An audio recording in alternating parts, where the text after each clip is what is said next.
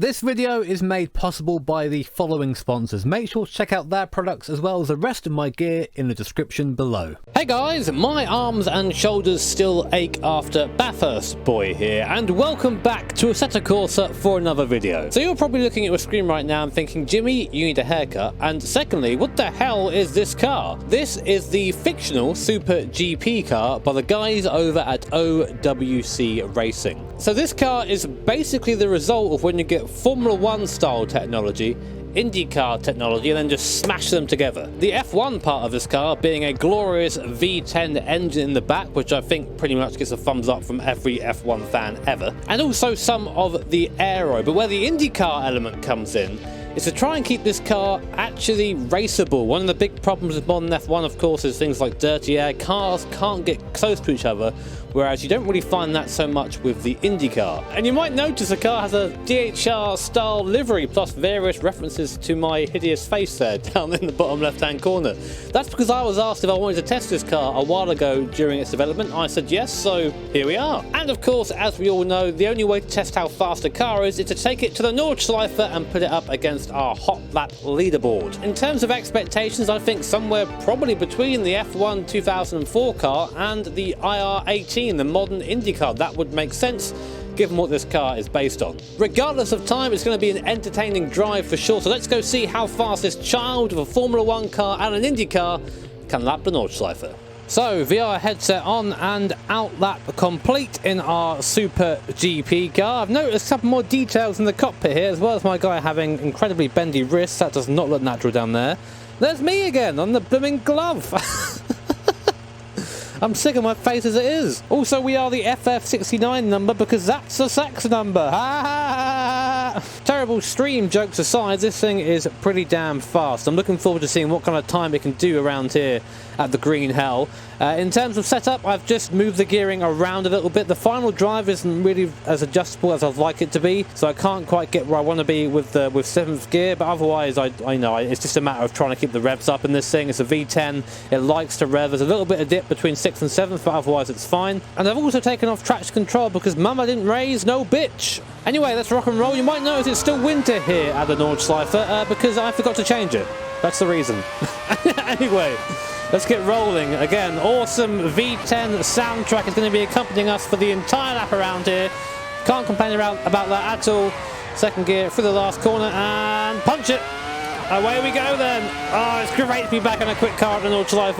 The F40 was fun and everything, but this is incredibly fast. And then we'll go downhill now. Just keep it pinned all the way down like it's absolutely nothing, because it is in this car. Up to 7th gear. Brake heavily.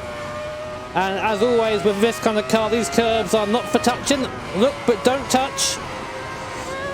Soft out there. Probably could have been 3rd actually, but doesn't matter now. The corners are already a long time behind us. Just touching the curb, but the car's very stiffly set up, so it's very easy to raise one of the wheels off the ground slightly, so you lock up and the wheel stops moving. Got to be careful of that. 7th and flat through there, the rear end dancing around. Even though you feel like you're planted, you aren't quite. The rear does slide a little bit. And now up to 330 k's, 335 kilometers an hour.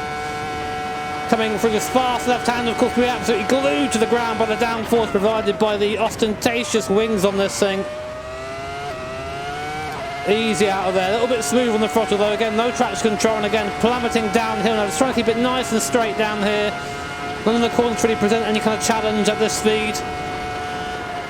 Slight lift in 7th gear, got a bit too far onto the curb there. The curb's quite scary in this car. Luckily I was pinned to the floor by the downforce. And already at the 7 kilometre mark, goes by so quickly in a car like this. We'll say hello to our Rebel Tree. Hello Rebel Tree. And prepare ourselves now for the next sequence of corners. Had to lift a little bit through there. I got the line, a little bit wrong on the way in. A little bit of understeer at the front, and while this thing is kind of glued to the floor, it doesn't feel like it has as much downforce as some of the modern F1 cars I've driven in this sim. It feels like it's a little bit behind that in terms of being planted to the floor. But even with this level of downforce, you have to wonder how these cars are going to race close to each other. 2nd gear through here, see front left there, coming off the ground slightly and just stopping. Because there's no resistance from the tarmac, so it just stops when the brake engages. Down the bottom now, soft on the throttle, well done.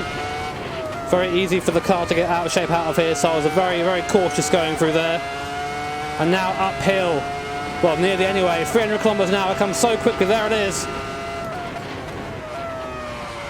Just aiming on the exit. It's very, very tempting to get close to the curves in this car. You notice the wheels have quite a severe sidewall compared to the other wheels. I'm not sure if that's just a graphical thing. I assume it is, but it looks like an old Biker Mice from Mars style wheel. That's a very weird reference to make. I don't know why that came to mind. Anyway, 320 k's up here. Easy flat for here. Just keep it nice and easy. Soft, soft, soft. I've not even got my time up on screen, so I have no idea what sort of time I'm going to be doing. It is on the wheel though. And heavy on the brakes. Down to second gear. Be careful. In first gear, I went all the way down the first there and spun. Now the carousel, we have to go around the outside of it. The car is very stiffly set up, as I mentioned. I actually prefer driving it like this. The setup, that is. But that is one of the concessions you have to make. You can't take the carousel. Second carousel is a bit dodgy as well. The car is so fluid up here. I love driving downforce cars around the Nordschleife because this part isn't really a challenge anymore. This becomes a matter of reaction time. And usually I can keep up, usually. Fifth, blend of the throttle. Fourth, and then downhill. Usually you can attack these curves on the right and left, but we can't in this car. Over the crest at the downforce, stick us to the floor, it does. Use the throttle to rotate the car to the left there before pitching back to the right, and I did it a bit late, a bit of understeer, nowhere near the apex. YouTube corner. Nail the throttle next. So that was quite nice and clean through there. Doesn't look particularly fast, I don't think, but it feels like it is. There you go. Now we can be very quick for this section. We have a lot of downforce over the jump. Slight tap of the brakes. Be confident it sticks over the crest because it always does, even though it has to pick up as you're going towards the exit of a circuit. Seventh down here, completely flat now. Roller coaster that is. 200 miles per hour, hit again. Slow myself down. You can take that corner pretty much flat, but then you find yourself running out of space for the corner afterwards. Second carousel, you see how horrible it is. Car gets launched out. Have to wait for the car to settle before getting back on the throttle. Down one gear. Actually, I probably could have kept it in fifth through there. And now the fun bit, the easy bit. Watch the speedo there. It's in kilometers an hour, but 320 is about 198, 200 miles per hour. There it is, and we get into 330. Can we hit 335 again? We aren't going downhill though. 333. Americans in comments taking the piss out of how I say free. Please go ahead. 330, yeah. Being slowed down slightly above the hill. We might hit a bit of a higher top speed down here though. 336, nice temporarily, and now for the last part of the course. How late are we going to brake? That late. Wow, I still had time to spare on those brakes. Third gear for a second and get close to the wall. The time's going to be a 5:08.8. I think that's faster than the F1 2004 car. That's an insane time. In fact, I'm confident this car will probably go underneath 5 minutes if that's the time. Jesus. That's a lot quicker than I thought it would be, and it didn't even feel that fast. There's a lot of speed in this car. I mean, it's kind of difficult to compare it to real life stuff, of course, because it is just a fictional car, but what an awesome imagining of just throwing an F1 car and an IndyCar in a blender and then this coming out. It's a really cool idea. Really love the car. It's a lot of fun. And I wish the guys at OWC the best of success with their league. And thanks for letting me test it out and give me a cool little livery to run. I feel like almost like a real racer now. Almost. But anyway, guys, if you enjoyed the video, make sure to hit that like button. If you really enjoyed it, hit subscribe to be notified of future videos. Words will come out eventually. Massive thank you again to the guys at OWC. Patreon sponsors, you guys rock. Take care. Have an awesome day. See you all next time.